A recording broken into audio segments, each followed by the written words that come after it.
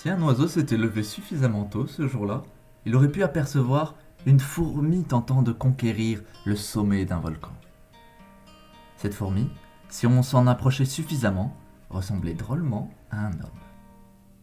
De longs cheveux aussi noirs que raides, il portait des lunettes si vieilles qu'elles semblaient avoir tout vu. Ce qui ne devait pas être très éloigné de la réalité d'ailleurs. Son visage, lui, semblait avoir vu encore plus.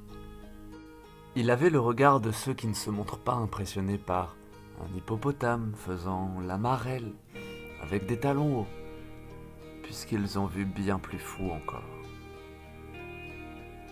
Pourtant, ce baroudeur n'était pas bien vieux. Il avait à peine dépassé la trentaine. Mais ce n'était qu'à peine exagéré que de dire qu'il avait déjà vécu plusieurs vies. Ainsi, cet homme à lunettes, aux longs cheveux noirs, qu'un oiseau aurait pris de loin pour une fourmi, montait patiemment un volcan islandais malgré l'heure matinale. Lorsque Pierre arriva au sommet de l'éclat, il se mit à sourire. Il y avait peu d'endroits qu'il n'avait pas visités, et l'éclat en faisait partie. Il profita un instant de la vue. C'était à couper le souffle. De là-haut, il pouvait admirer l'océan, mais aussi les grands glaciers du pays, ainsi que de longues steppes vertes au-dessus desquelles d'autres volcans s'élevaient occasionnellement. Satisfait, le randonneur s'assit à même le sol, remit ses lunettes et sortit un stylo et un calepin. Car même si c'était un des plus grands voyageurs de son époque, Pierre était avant tout écrivain. Depuis tout petit, il passait le plus clair de son temps à écrire des histoires. Et lorsque l'inspiration venait à lui manquer, il partait autre part. Voyager le faisait imaginer de nouveaux scénarios, dans de nouveaux styles influencés par le lieu dans lequel il se trouvait, par les légendes locales et par les personnes qu'il y rencontrait. À Rocamadour, une ville du sud-ouest de la France où l'épée Durandal s'est plantée, il y avait écrit une épopée sur un chevalier pourfendant un dragon pour sauver un village. En Grèce, au pied du Parthénon, c'était une mythologie entière composée de héros et de dieux, de drames et de trahisons qui avaient pris forme au bout de ses doigts.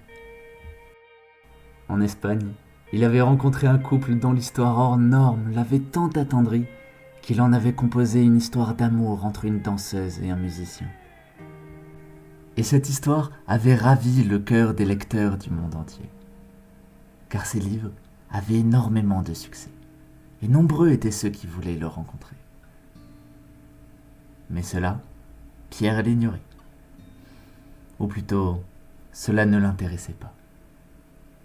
Il savait qu'il gagnait suffisamment pour pouvoir voyager, et le reste n'était pas important. Un jour, un journaliste suffisamment chanceux pour l'avoir rencontré lui avait demandé pourquoi il écrivait autant. Pierre lui avait répondu qu'il ressentait un vide en lui, qu'il lui manquait quelque chose, mais qu'il ne savait pas quoi. Il sentait que lorsqu'il écrivait, il se rapprochait de ce qu'il cherchait. Alors, il écrivait sans cesse, et il écrirait jusqu'à ce qu'il trouve l'histoire qui lui ferait se sentir complet. Son histoire. Pierre regarda autour de lui. La dualité du pays qu'on appelait la terre de glace et de feu lui inspira une histoire sur les liens d'amitié. Les esprits de feu et ceux de la glace bâtirent cette île afin de pouvoir vivre ensemble. Et lorsqu'un volcan entrait en éruption, c'était en fait les esprits de feu qui sortaient faire la fête avec leurs amis de glace. Après avoir passé un certain temps assis dans la neige, le voyageur écrivain décida de rentrer finir l'histoire au chaud à son hôtel. Apparemment, il y avait trop de glace dans ce pays pour Pierre. Lorsqu'il eut fini d'écrire l'histoire, le regard de Pierre brilla. Il aimait cette histoire. Il n'arrivait jamais à écrire des choses tristes. Ça n'était pas fait pour lui. Il préférait 1000 fois écrire des histoires réconfortantes qui réchauffent le cœur. Et celle-là lui réchauffait son cœur. Mais elle ne le transcendait pas non plus. L'écrivain, conscient que ce n'était pas l'histoire qu'il cherchait, envoya son manuscrit à son éditrice, puis partit manger. Plus tard, après un nombre impressionnant de nouvelles et de romans sur l'Islande, Pierre quitta l'île pour de nouveaux horizons. Des horizons plus chauds, il espérait. Il est bon de noter que Pierre aimait beaucoup sa vie de nomade. Certes, il était sans cesse à la recherche d'une histoire qu'il ne trouvait pas, mais il apprenait tant de choses lors de ses voyages. Il pouvait écrire sur tant de sujets différents et faisait tant de rencontres qu'il était heureux. Et c'était tout ce qui lui importait. De rencontres, il en fit une de particulière un jour. Au Brésil, dans la ville du Carnaval, il rencontra une jeune femme à la peau couleur cannelle, Patucha. Petite en taille, mais mastodonte en bonté, on pouvait plonger dans ses yeux noirs et s'y perdre complètement. Pierre, lui, s'y perdait et pouvait écrire des romans sur ses beaux yeux noirs. Et son sourire, on ne pouvait le décrire sans dire qu'il était magique. Il brillait autant que le soleil sur les plages du pays et faisait chavirer même le plus insensible des cœurs. Celui de l'écrivain était d'ailleurs bien loin d'être insensible. Et ce que Pierre pouvait écrire sur ce sourire s'apparentait plus à une encyclopédie qu'à un roman. Tout comme lui, elle avait énormément voyagé et possédait la sagesse et la connaissance qui vont avec. Mais elle gardait ses souvenirs d'une manière différente de l'écrivain. Là où lui possédait des jardins de mots, lui rappelant ce qu'il avait imaginé lors de ses voyages, elle possédait des murs remplis de photos de ce qu'elle avait vu. Car elle était photographe.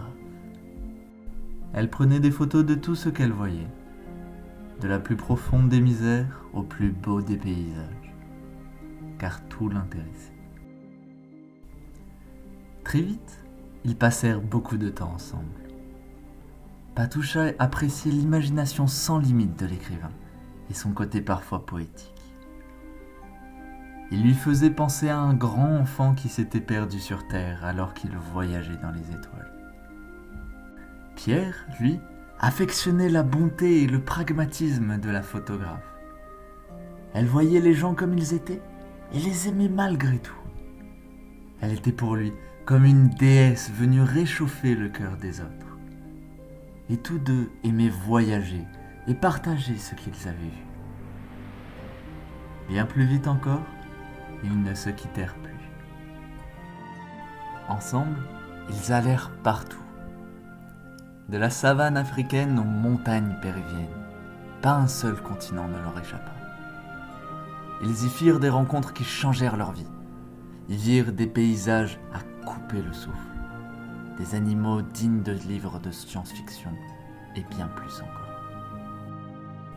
Lorsqu'ils eurent leur premier enfant, ils décidèrent de rester au même endroit jusqu'à ce qu'ils soient en âge de voyager.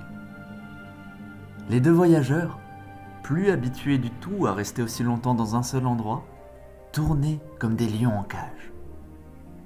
Ils étaient bien plus qu'heureux. Leur enfant leur fournissait presque autant de bonheur qu'il leur demandait de travail. Mais il leur manquait quelque chose malgré tout. Au bout d'un moment, résigné, Patucha commença à trier ses photos et Pierre se mit à lire des livres par dizaines. Un jour, Patucha tendit à Pierre un énorme livre, lourd comme le monde. Elle lui dit : « C'est notre album de photos. J'y ai mis les plus belles de nos voyages, ainsi que toutes celles qui ont un sens pour nous.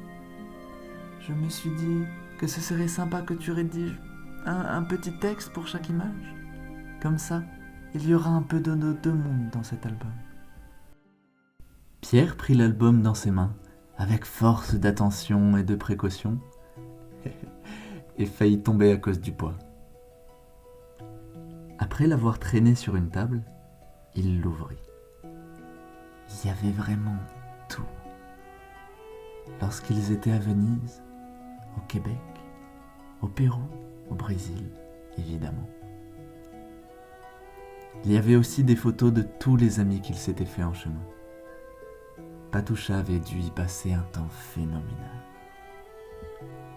Et maintenant, c'était à son tour de travailler.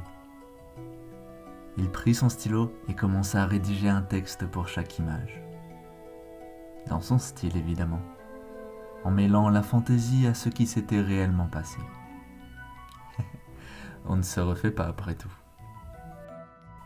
Après avoir écrit le premier paragraphe, les yeux de Pierre s'illuminèrent.